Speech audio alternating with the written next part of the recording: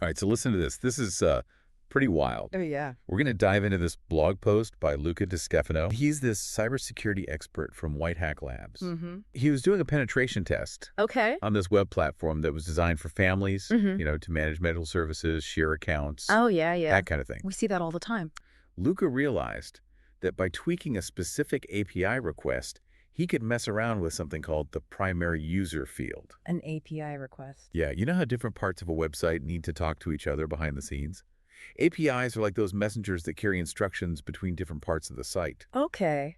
But what about this primary user thing? So in this platform, the primary user field was key to how they organize families. If it was empty, it meant it was a primary account, like a parent. But if there was a number in that field, it meant that user was linked to another account, like a child linked to their parent. Okay, so it's like a digital family tree. Exactly. So Luca starts experimenting. First, he tries unlinking a child account from his parent by just emptying out that primary user field. And guess what? It worked. Seriously? Yeah, red flag number one, right there. It meant that the system wasn't properly checking if he was actually authorized to make that change.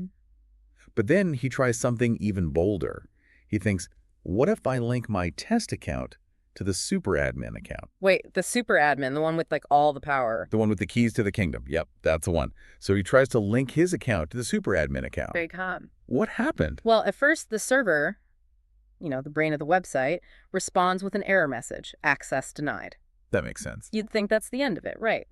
But here's the catch. The error message itself hinted that the request was partially processed. Partially? What does that even mean? It meant that even though it didn't grant Luca full access immediately, the server was actually treating his manipulated account as a new family member of the superadmin. So it was like almost letting him in. It's like the server left the door slightly ajar. And when Luca logged into his manipulated account, guess what he saw? What? He was listed as a family member of the superadmin. Just by manipulating that one field, he got in. It was like a backdoor into the system. So what happened next? Did he take over the whole system? We'll get to that. Okay. But this is just the beginning of the story. We've seen how a seemingly harmless feature can hide a critical vulnerability.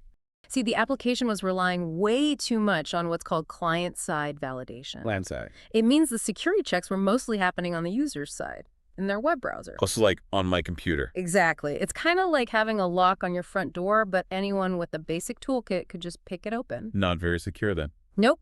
The real problem was there wasn't enough robust validation happening on the server side. The server side, you mean like where the website's brain is? Precisely. The server should have been double-checking every request, making sure the user was actually allowed to do what they were trying to do. And it wasn't. Not effectively enough.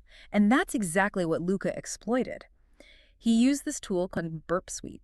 Burp Suite. Yeah, it's a tool that security professionals use to intercept and modify the data that's being sent between a website and a user's browser. Okay, I'm not sure I follow. Imagine intercepting a letter before it reaches the recipient and changing the contents.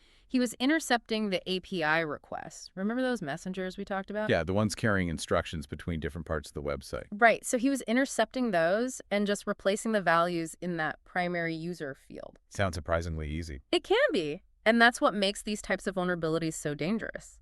Developers often assume certain actions can only happen through the user interface, what you see and interact with on the screen. But Luca went around that. Totally. He went straight for the data flow, like cutting through the red tape. So it's not just about having a secure user interface. You got to lock down the back end too. Absolutely. It's like, yeah, you have that lock on the front door, but you also need a security guard inside. Makes sense. So this is where that principle of least privilege comes in. You got it. It's all about making sure users only have access to what they absolutely need. So if Luca had tried this on a regular user account, it wouldn't have been such a big deal. Exactly.